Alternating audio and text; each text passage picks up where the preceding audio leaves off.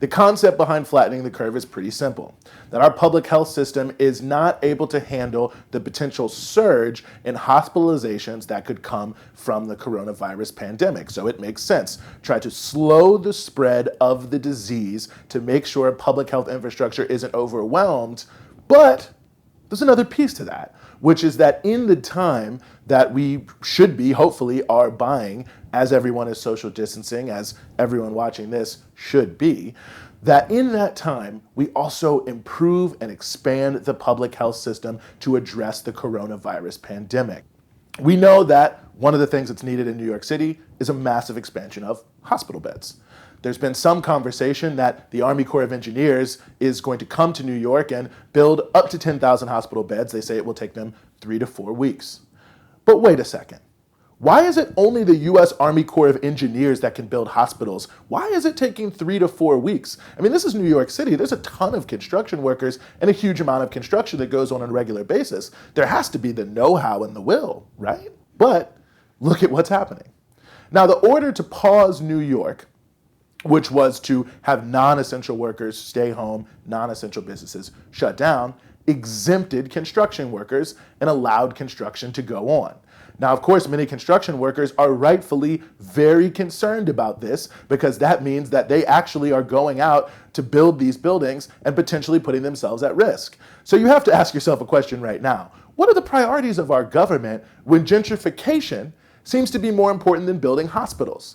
I mean, it's hard for me to believe, and any of us here at Breakthrough News, that if the governor of New York put on hold all these gentrifying, massive projects of luxury condos and apartment buildings for public health reasons, and then put out a call to construction workers and construction companies for, volunteers, or quite frankly, the government should pay them. But either way, I think people would be willing to volunteer to say, we need to build hospitals, we need to repurpose buildings, and we need to do it right away, and we need you. That many, many, many people with the skills and companies with the know-how would step up and do something about this. We have seen all across this country people coming out for their neighbors, coming out for their families, coming out for strangers they don't even know, practicing social distancing and isolating themselves, sometimes even from their own loved ones in their own homes.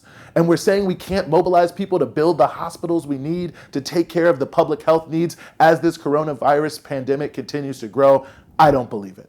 But as we're sacrificing to buy time for the officials to improve the public health infrastructure so we can make sure that everyone who needs to be hospitalized can be hospitalized and get the care they need, get it for free, and come out on the other side of this both healthy and financially whole, we have to mobilize the resources of our society around the public health needs of human beings. Building luxury condos in Midtown Manhattan, that can wait.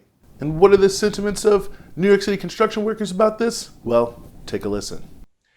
And I am very pleased to be joined here as we continue the show here on Breakthrough by Courtney Francis, who's a tradeswoman here in New York, helping to shine some light on another area of how the pandemic is affecting life here in the United States. Courtney, thank you so much for joining us. Thanks for having me. So you are a tradeswoman in the trades. For those who are maybe not in the know, that means that you're in the construction industry. And one of the things that I think a lot of people around the country have been dealing with is this idea of, in the context of lockdowns and shutdowns, essential workers, non-essential workers, who's at work, who's not at work. In New York City, where both of us are, which is the epicenter of the pandemic now, construction workers, quote unquote, have been declared essential. And I think for many people, you hear that and you assume, okay, well, they must be working on like hospitals or whatever, something related to the pandemic. So I guess that's my first question. Is that the case? Or is this kind of the business as usual of a big city construction system? Right now, there really isn't a lot of shifting of construction workers that are on commercial projects to things like emergency hospitals or other kind of medical facilities. I mean, there are obviously people who are already working in hospitals. I'm pretty sure that they're continuing to work there. But, the vast majority of construction work in New York City is commercial and industrial. A lot of it's, real estate related, and it's more business as usual. Aren't necessarily the kind related to either solving the crisis or the coronavirus. And I know that when we first heard it, my coworkers and I heard it, the general feeling was confusion. It was kind of like, oh, we're essential. Interesting. All right, that's fine. And yeah, so, you know, I mean, we're still going out, but, you know, we're going out to work with making the non-choice of getting sick and putting others at risk. And obviously, you know, happy to be working because we still have mortgages and rent and other things that we need to still take care of. But the question of essential has confused a lot of the workers. Yeah. Yeah, well, I mean, and I'm glad you mentioned the issues of income and survival, because I think that's also so much on everyone's mind, vis-a-vis the issue of, well, if we don't work, how do we get paid? And I think in many industries, that's what a lot of workers are facing, you know, who I think are also questioning these different categories. I mean, what's sort of the feeling, if you could, I mean, you spoke to it a little bit, but the feeling on the job sites and things like that in this context of knowing there's a lot of risk to being out there, but not really having a good alternative, because I don't think we've seen that much from the government as of yet to secure incomes.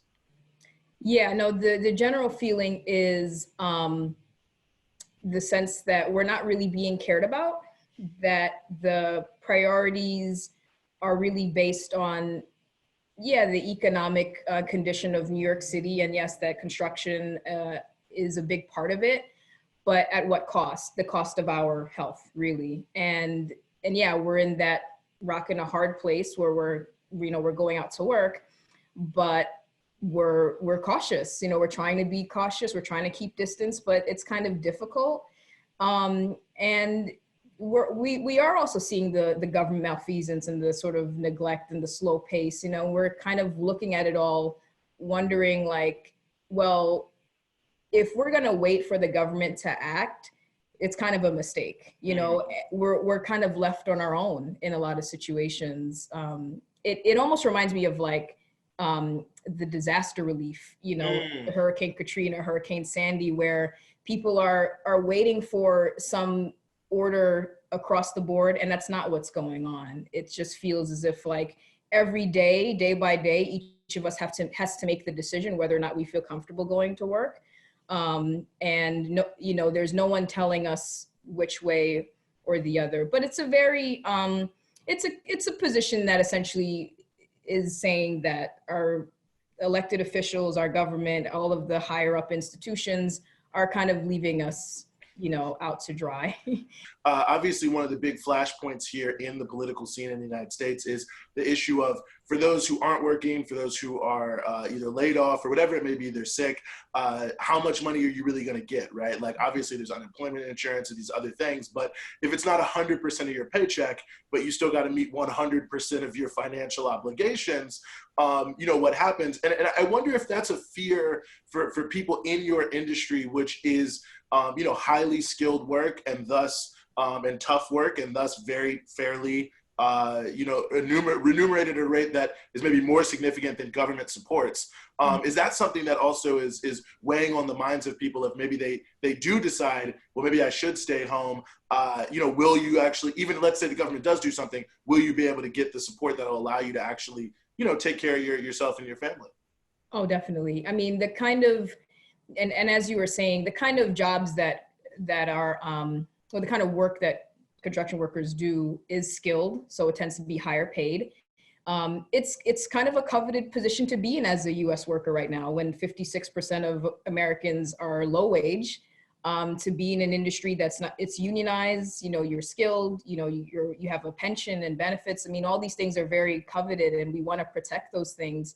And to have to sort of lose or make the choice of giving up our job security and go on unemployment, and then as everyone is now going on unemployment, it's a huge concern. Well, you know, final question, final thing I'll just throw at you. I mean, it has to be frustrating to be making all these non-choices really, while seeing how trillions of dollars can be approved overnight for anything in the capital markets. Mm-hmm. Oh, absolutely. I mean, that's another conversation that happens daily as well. Like, we see it. We're like, okay, so the banks can get carte blanche, $1 trillion, you know, whatever it is, no hassle or bargain or this or that. And it's taking however many days between the House and the Senate to come to a conclusion about just $1,200. or potentially $2,000 or $1,500. And it's like, I think it's showing this class divide where when the parties of the banks and the corporations and, big business want something, it's always available readily, quickly, and it shows the people that our government can respond. Our government can respond to emergency with funds, with action.